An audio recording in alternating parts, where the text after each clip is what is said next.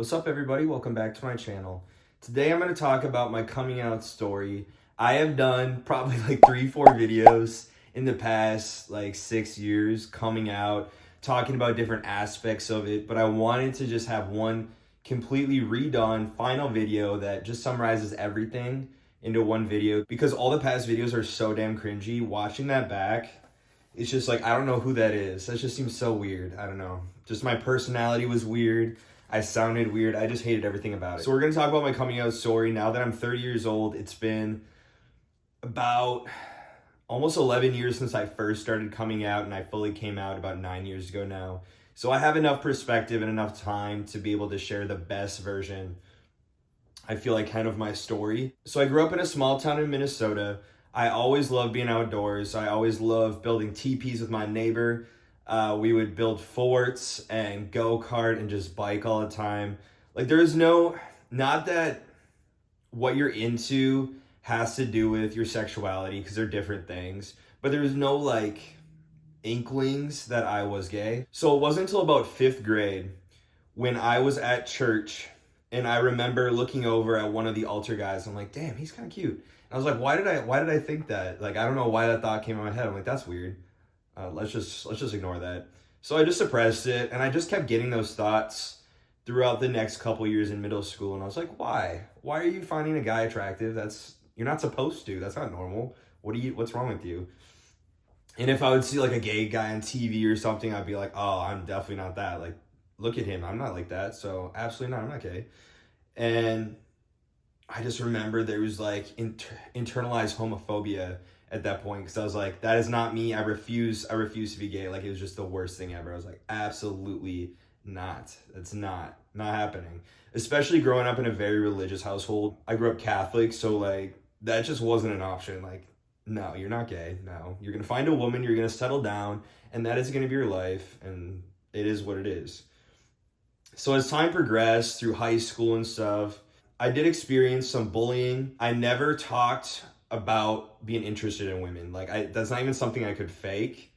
I did end up dating a girl. It became one of my best friends still to this day in high school, and I dated her so people would not think I was gay, because I didn't talk about girls at all. There's not a second. If someone would be like, hey, who are you into? I'd be like, I don't know. And they were like, Brandon, you're in like 10th grade now and you've never had an interest in a girl, like, you're gay. And I'm just like, no, I'm not. So yeah, I would say 7th grade and 9th grade were like absolutely horrible bullying wise. I was called the FAG word all the time. It was mainly just by like 1 or 2 people. One person in 7th grade and one person in 9th grade that it was bad. But I just felt so insecure. And like every time I had those thoughts, I'd be mad at myself. I'd be like, you're doing this because they are telling you that you are. So look at what you're becoming, because they're like putting this pressure on you to be this, because they're telling you that you're like this. And it was like being gay was less than. It was not as good. You were less of a person. It was who you are, and that's all your identity was gonna be if you decided to come out. Like, that's it.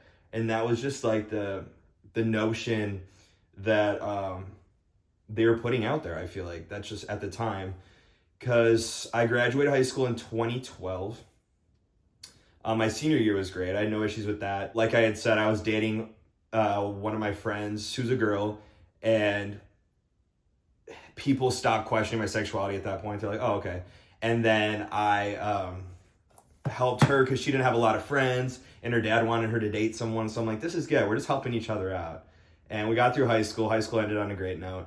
And then I went to college. College was obviously great. But when I was, I think, 18, 19, I was like, damn, like, these feelings I'm having towards guys are getting real strong, and I can't like keep suppressing them. I can't keep pretending that I just like women. So I ended up telling my friend who I had dated, hey, like, aren't these guys like kind of attractive? Like Nick Jonas. I was like, oh, Nick Jonas is so cute. Isn't he so cute? And she's like, yeah. She's like, why do you keep talking about it? And I'm like, because you're just really cute. So I eventually came out to her. She took it as, well, you still dated me, so you're bisexual then. I'm like, oh, maybe I'm bisexual. Yeah, let's go with that. So I was like, okay, I'm bisexual. And it felt like a little relief, like I could be, okay, this part of myself didn't have to be completely hidden from everybody. So after that, I eventually realized, no, I'm not into women at all. I dated another girl when I was 19 years old. I worked at Subway. I dated her for a while. I remember we made out on New Year's, whatever, and I didn't want to do stuff. And she was like crying to her friends. She's like, he doesn't like me. Like, I'm just not good enough. And it's like, no, that's not it. I swear. It's definitely not it. I just don't want to do anything with any women, any woman, any woman. So over time, I started telling a few more people. I think 2 or 3 people knew at the time. No one I was really close to besides my friend that I had dated. No one else I was really that close to. It was just kind of like people that were acquaintances. So I was like, if they reacted bad, like, and they left my life, it wouldn't affect me. But I didn't tell like my family. I didn't tell my best friends. I was like, absolutely not, because I'm not risking losing that. And just foreshadowing, like, if people leave your life because you are who you are, they shouldn't be in your life. That's a good testament of these people should be here or they shouldn't be here. It's really like a good way to clear out the bad seeds from your life. So I went off to college up north. I felt like I could kind of restart a little bit and kind of be like, okay, no one knows me up here. I could probably come out up here, like maybe a little bit, maybe just like a teeny weeny bit. So I ended up coming out to one of my best friends there, and I ended up dating my first boyfriend when I was 20 years old.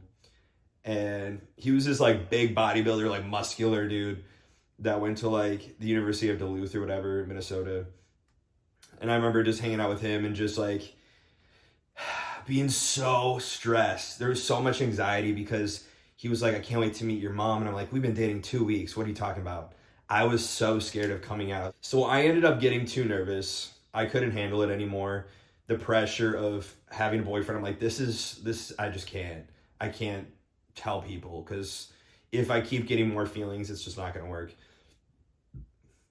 And ultimately, he wasn't the one anyway, because I feel like if someone is, like, you're more inclined to come out if you feel like this is a person I really want to share. But it just wasn't, and that's okay. So we ended up breaking up. A few months later, I meet the first man I ever fell in love with.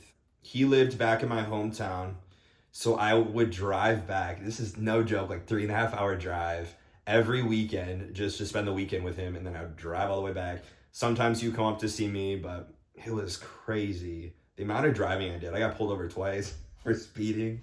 It's just like, okay, things you do for love. But yeah, that relationship ended up being toxic. One time I had been cheated on when he was... So the first time we said I love you to each other, it was like 4 or 5 months. I was 21 at the time, and he went off to Mexico with his friends, and he called me in Mexico and said he had like fooled around with a guy there. Completely crushed my heart. It took me like 2 months to like be able to trust him again. And then he ended up going into the gas station one time when we were driving up to the state fair, and I looked at his phone, and he was talking to a guy about asking him to go on dates and stuff. I was like, we live together. What are you doing?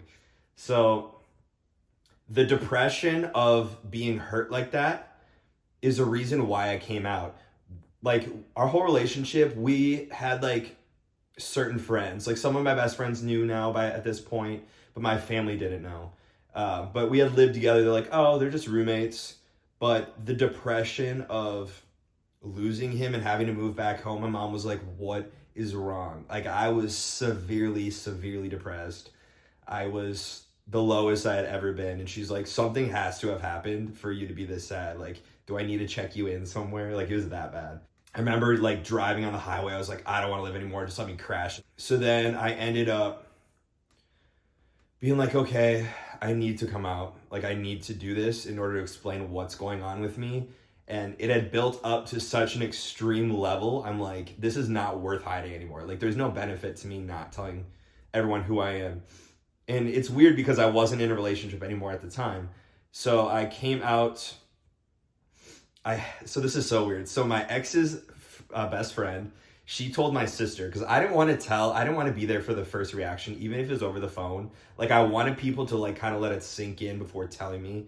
And that's something I had dealt with even when I posted my first coming out video back in like 2019. I had always wanted people to find out before they like had seen me. I always was worried about people's first reaction, because you can't fake that. you can't be like, oh, like it's so awkward to me. I mean, not anymore. I'm used to it now, but that was the hardest part. So she told my sister. Then my sister called me. We talked, and it was so great. It was so relieving. I asked her if she could tell everyone else in my family. So she went around and told everyone else. They were all really accepting. My dad was shocked because he's this military man. He's like, I thought you're gonna end up with a girl. Like, what's up with this? But his girlfriend's son is also gay, so like they knew like what it was like having someone gay in the family, because I would think I was the first one in my family to ever come out, and like my extended family too. I don't think anyone else has or is gay, as far as I know. As far as I know, yeah. Yeah, so I had come out. It was a huge relief. All my best friends knew, and my parents. And at this point, I got kind of like cocky with it. I'm like, you know what? I'm just gonna fully come out on Facebook. And this is something I don't feel like needs to be done. Would I have done this if I came out today? No, not at all. Like, who cares? Who cares? So I posted this on November 14th, 2015. This is absolutely ridiculous. So everyone I'm close to already knows, so it's not a big deal. Like, first off, that's just kind of douchey. Like, stop. It's not a big deal to me as it could have been. To everyone else, I'm gay. It's something I've known since 5th grade, and it's gotten much easier to accept as time goes on. That's true. Some people might not take it well and stop talking to me. That's your preference, and that's fine with me. I don't want to make it a big deal because it's not like people post on Facebook that they're straight. Thanks for listening. Like, I feel like that's so douchey to me. I don't like it. I get where I was coming from. I just wanted to get everything out there. Like, at that time, I just wanted it out. It was just kind of like me finding myself, finding my confidence, and be like, this is who I am. Let's own it. But it just wasn't necessary. So, I mean, 2015, I was 20, that was 10 years ago. That's crazy. That's almost 10 years ago. Yeah, I was not confident at all. Like, I just wanted to find my power. Because the big thing about coming out is you don't know who you are until you actually come out. Like, you're going to completely have a new sense of confidence when you can actually be yourself, and you're not being this like form of yourself that you felt like you had to be. So it's kind of like there's an adolescent period.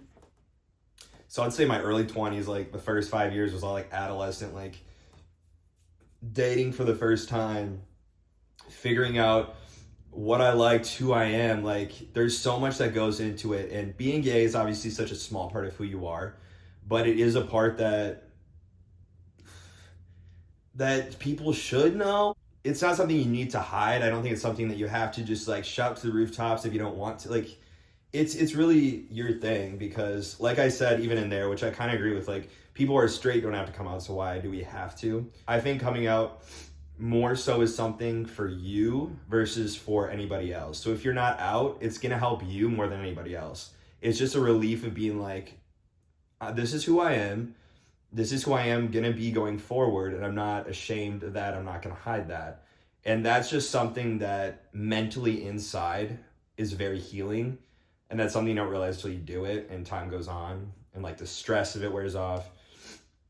But one other thing I wanted to touch on real quick is coming out is a process that it's always ongoing. It's not just a one-time thing. Like, yes, once your parents know or your best friends, that's the biggest thing.